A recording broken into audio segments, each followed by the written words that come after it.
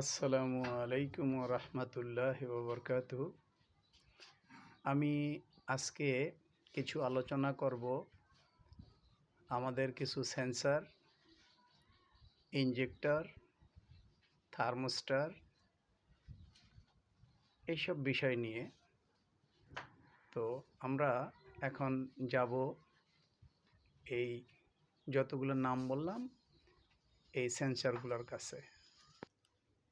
জি, আমরা এখন উপস্থিত হয়েছি sensor, injector, thermostat, fuel pump এবং শকআপ জাম্পারের নাট বোল্ট এর সঙ্গে পরিচিত হয়ে নেই। প্রথমত আমাদের প্রথম সিরিয়াল হচ্ছে বিবিটিআই সেন্সর। ক্যারেন সেন্সর, এরপরে হচ্ছে চারটা ইনজেক্টর, এরপর হচ্ছে ক্যাম সেন্সর, এরপর হচ্ছে বাটারফ্লাই সেন্সর। আমরা সেন্সরের পালা শেষ করে যাই। এটা হচ্ছে 2 পিন সেন্সর, ওয়াটার সেন্সর এবং 1 pin sensor, water cooling heat sensor. এখানে আমরা এটা দেখতে পাচ্ছি থার্মোস্টার, এর বিবরণ দিব। এরপরে এখানে দেখতে পাচ্ছি আমরা শক আপ জাম্পারের 4টি নাট। এখানে এই নেটটা হচ্ছে স্টেনার এবং এটা হচ্ছে ফুয়েল পাম্প। যেহেতু আমরা ফুয়েল পাম্প বললেই আমরা বুঝতে পারি যে ফুয়েল পাম্পের সঙ্গে স্টেনার থাকে। আমরা এখন কয়টা দেখলাম? 1 2 3 4 5 6 7 8 9টা আইটেম দেখলাম। আমরা ছোট্ট করে এখন একটু আলোচনা করব আমরা যে জিনিসটা নিয়ে, সেটা হচ্ছে থার্মোস্টার নিয়ে। থার্মোস্টার বিষয়ে যদি আমরা আলোচনা করি, আমাদের থার্মোস্টারের গায়ে লেখা আছে 88 ডিগ্রি সেলসিয়াস। এই থার্মোস্টারটা আমাদের ইঞ্জিনের একটা কুলিং পার্টের একটা অংশ, যেটাকে আমাদের পানি আটকিয়ে রাখে। সুন্দর করে খেয়াল করি আমরা থার্মোস্টারটাকে।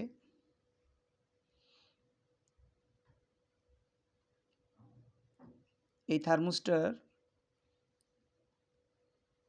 এই পার্টটায় একটা সিল লাগানো থাকে। এই সিলটার দ্বারা বডিতে লেগে লিক করতে দেয় না,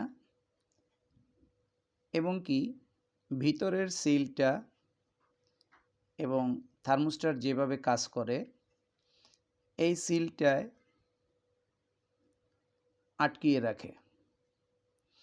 যখন ইঞ্জিনের ওয়াটার জ্যাকেটের মুখ আটকিয়ে রাখে রেডিয়েটর থেকে, তখন রেডিয়েটরে যে পানি যায়, ছোট্ট করে একটা বাইপাস থাকে। সেই বাইপাসটা হচ্ছে আমাদের এই পিনের মাধ্যমে এই জায়গাটা সাময়িক লক রাখে এবং সাময়িক ছুটিয়ে দেয়। এখন আমরা দেখতে পাচ্ছি যে এই জায়গাটায় ছোট্ট করে একটু ছিদ্র আছে। আবার যখন এইটা এরকম সোজা হয়ে যায়, তখন এইটা বন্ধ থাকে।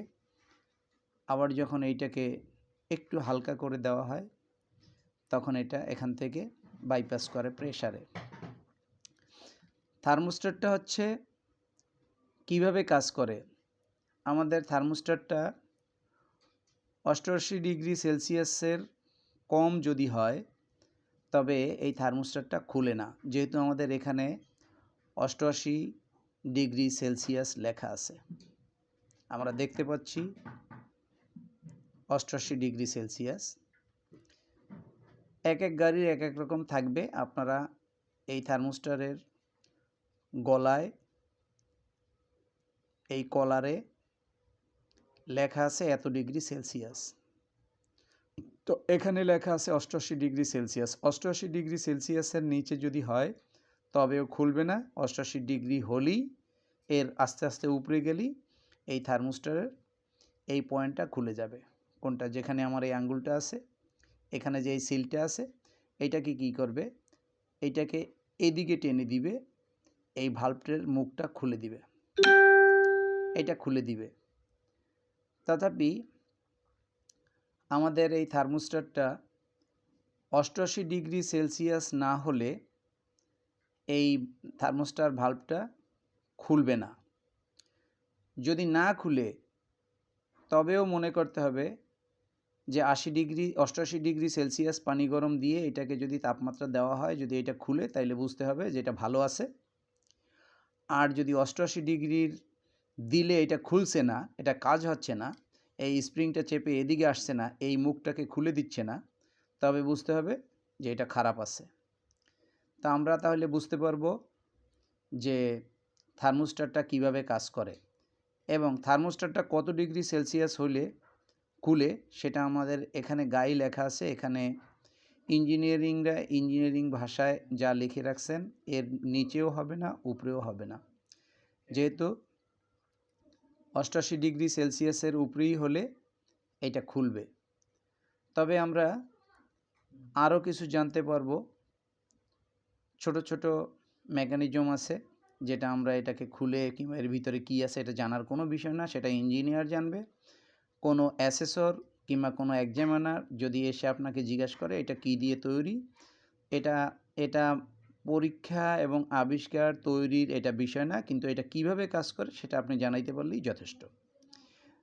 আশা করি আমরা বুঝতে পেরেছি। এবং পরবর্তীতে আমাদের নিচে যে সেন্সারগুলো আছে, আমরা এই সেন্সার নিয়ে আলোচনা করব। বিবিটিএ সেন্সার কি করে, কারেন্ট সেন্সর কি হয়, কি করে, এবং ইনজেক্টর কিভাবে কাজ করে, কিভাবে পরীক্ষা করতে হয় ইনজেক্টর ভালো কি মন্দ।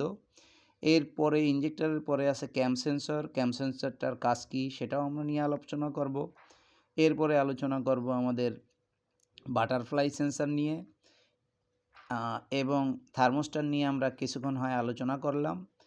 এর সঙ্গে আছে আমাদের ওয়াটার হিটের যে কাঁটাটা উঠে এই সেন্সরটা নিয়ে। এরপরে এটা হচ্ছে 2 পিন, প্রথমটা হচ্ছে 2 পিন, সেকেন্ডটা হচ্ছে 1 পিন, চারটা হচ্ছে শক আপজাম্পারের নাট, উপরের নাট। আমরা এর পরবর্তীতে শক আপজাম্পার কীভাবে খুলে, কীভাবে আটকায়, শক আপজাম্পার কীভাবে পরীক্ষা করতে হয় সেটা নিয়েও আমরা আলোচনা করব। এবং ফুয়েল পাম্প এবং স্ট্রেনার, এই ফুয়েল পাম্প কীভাবে ভালো থাকে, কীভাবে পরীক্ষা করতে হয়, ফুয়েল পাম্প কীভাবে কাজ করে, এগুলো নিয়ে আমরা আলোচনা করব। তো আপাতত আমি বিদায় নিচ্ছি। মোহাম্মদ রাজু আহমেদ। আসসালামু আলাইকুম ওয়া রাহমাতুল্লাহ।